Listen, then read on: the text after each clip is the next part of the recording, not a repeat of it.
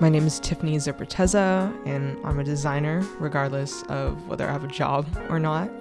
Being a designer really honestly just informs how I view the world, how I move through it, how I interact with it, and it's who I am to my core. To be honest, you caught me at an interesting time in my life. I'm currently in this weird transition phase where I'm not working. For most of my life, I've just been working, hustling, just focused on my career and craft. I used work as an excuse to ignore my personal life, my love life, my relationships with people, my hobbies, just everything that makes me me. I always use work as an excuse, and now that I have the time, I finally have the opportunity to do things that is exciting apart from work. This documentary, for instance, is a merging of my two interests, something creative and also food, which I love.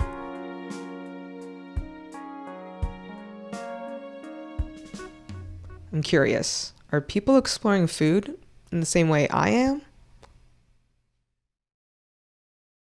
Honestly, I got this recipe from TikTok, like everybody else, but I don't have the exact ingredients, so I'm just winging it. Ooh, maybe some stuff. Today, I am making a green onion vinaigrette for my bread. I have nothing else in the fridge, and I just bought a lot of green onions to plant for my minimal herb garden. I immigrated to America when I was 2. So I was born in the Philippines. I didn't grow up there. We grew up poor. My parents were a bit older when they immigrated, so assimilating to American culture was harder.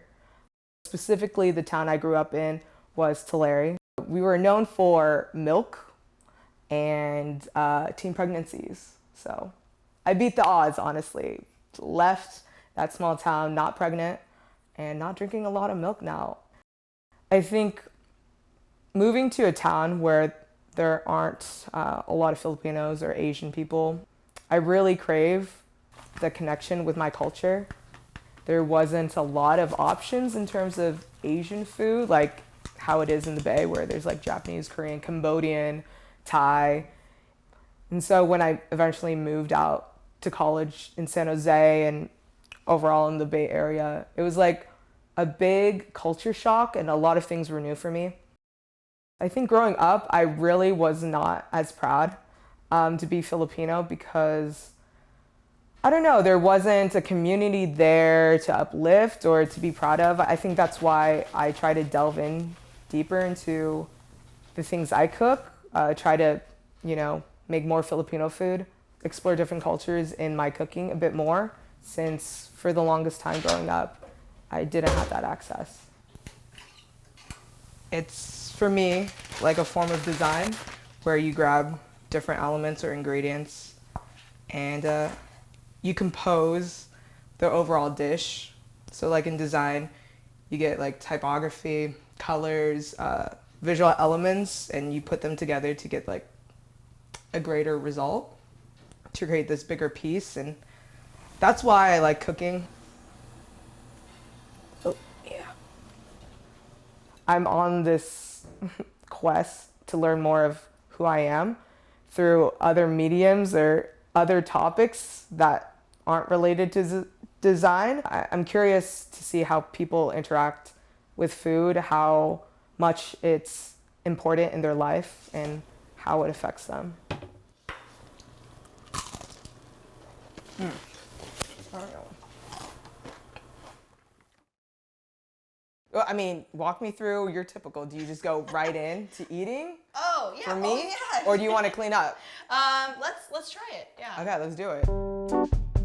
To start off this journey, we're meeting with San Francisco baker Eileen Saar to talk to her about the joys of cooking.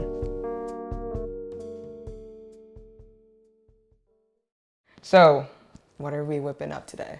Today we're making coconut mochi with a Biscoff filling. Why did you pick this recipe to share with me today? I like how simple it is. It's really easy to make. Whenever we would get like Sunday dim sum, like this was like one of my favorite desserts we would get. So first you're gonna combine glutinous rice flour All right. in a bowl. And then I throw in some white sugar for the sweetness. And then this is coconut milk, and the whole can is just gonna go in there. I actually make this with my students at the school I work at. Okay. Get to host cultural events for the school, and so on Lunar New Year or Mid-Autumn Festival, I'll show the parents and the students how to make this, and hopefully to like encourage them to get in the kitchen together. Baking was a way for me and my mom to hang out in the kitchen together, and I just love how like rewarding it is because I get to share what I make with my friends and family.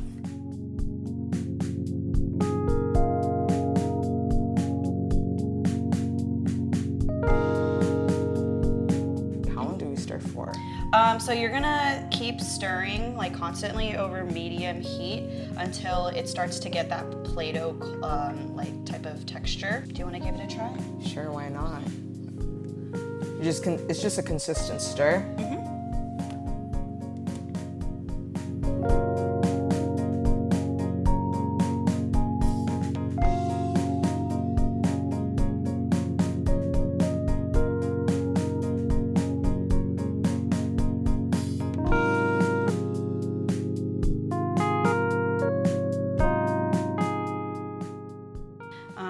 So after you put the mochi down, you're gonna put cornstarch over the top, All right. and then you're just gonna roll it out.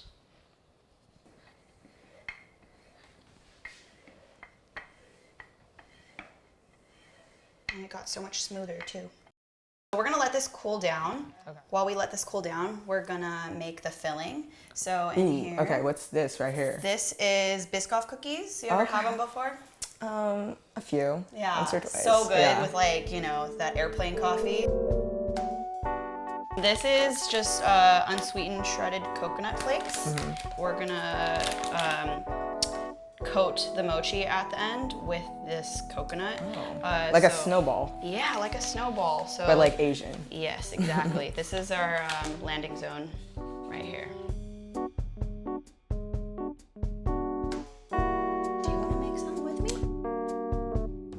And then we're gonna just start trying to roll this into a ball. Okay. Kind of like Play-Doh. So from a pierogi Yep. to And it's a pretty nice sphere. malleable, so Okay. you're just gonna keep. Is there a technique that you just like fold in, I just go with feeling. I just need to follow my heart a bit more, I Yeah. guess. I'm overthinking things.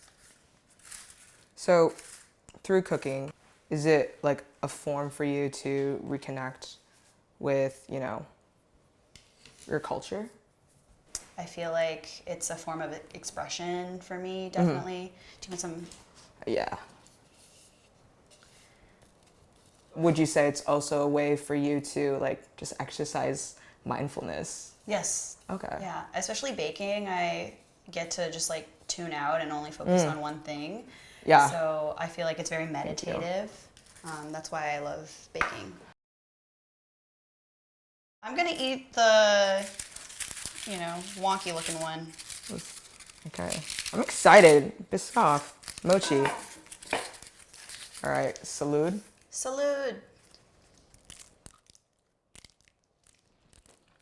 The crunchiness.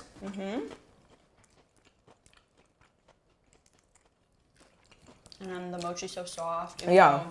It like took very little effort. Oh no, surprisingly, this wasn't hard.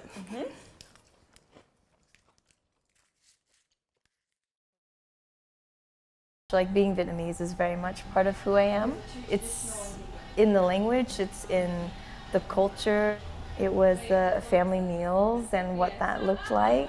It was embedded in everything that was home to me.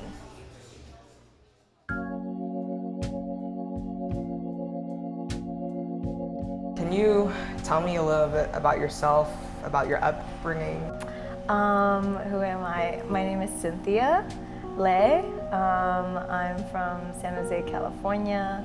My family carries quite a bit of a story. Both of my parents were post-war immigrants, post-Vietnam War. My dad came in the late 80s and my mom came in 1990. And 2 years later, I came into the world.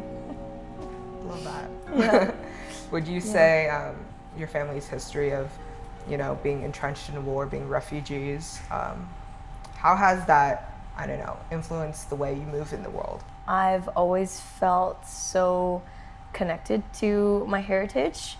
I think it really started with being my grandma's grandchild. My grandma pretty much raised me because my mom was working so much. My dad was also working.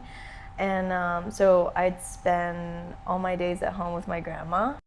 Cooking with my grandma was how we spent time together. My grandma was always very protective of her kitchen though. So I was really only always allowed to sous chef, prep cook, line cook. That was our shared playground together, and it was also a way for me to do a thing and do it right and make her proud in some way.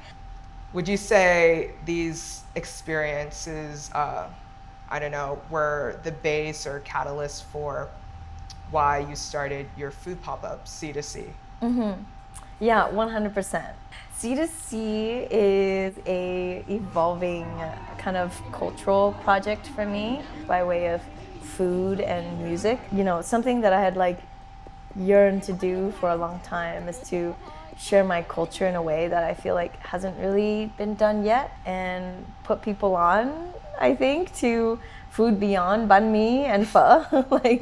All right, there's more to those two. Okay. Yeah, but wait, there's more. There's a whole lot more.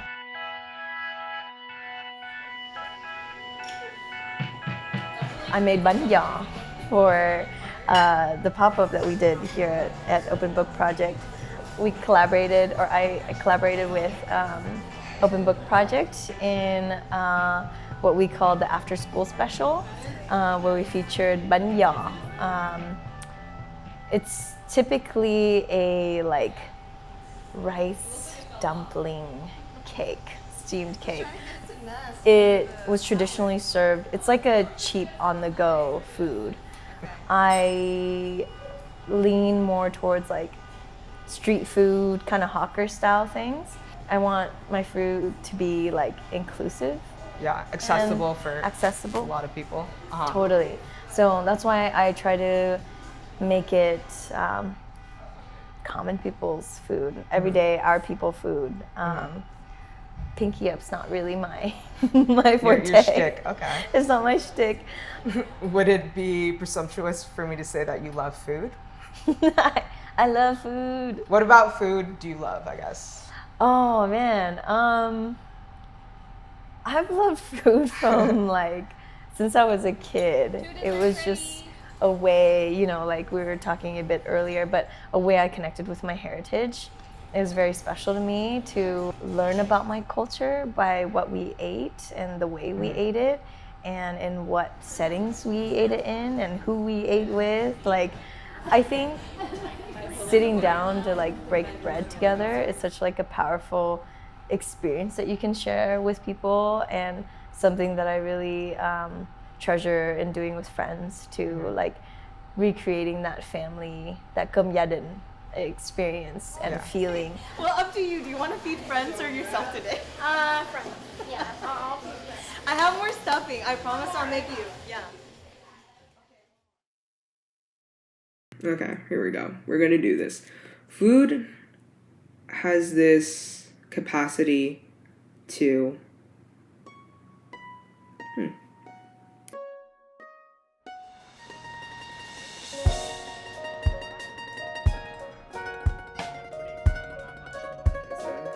the last time I filmed was a portion, an interview with Cynthia Lay. For some context, after that interview, I took some time and went to the Philippines for a month. And this trip for me was more so an opportunity to see my family, to reconnect with my culture as an adult, and of course, enjoying the food. Specifically the regional food, the food that only exists within that province, within that town of Sariaya. After my 1 month stay in the Philippines, I had some time to reflect a bit. After my interviews with Eileen and Cynthia, it became abundantly clear that food has this unique ability to connect people, physically, whether that is enjoying a meal together or cooking and preparing food together, or even bringing together a community. Food has this strange, otherworldly ability to reflect who we are back into the practice, back into the meal that we consume. Because you can't remove the person, you can't remove the cook from the food. I think that's why I love food so much.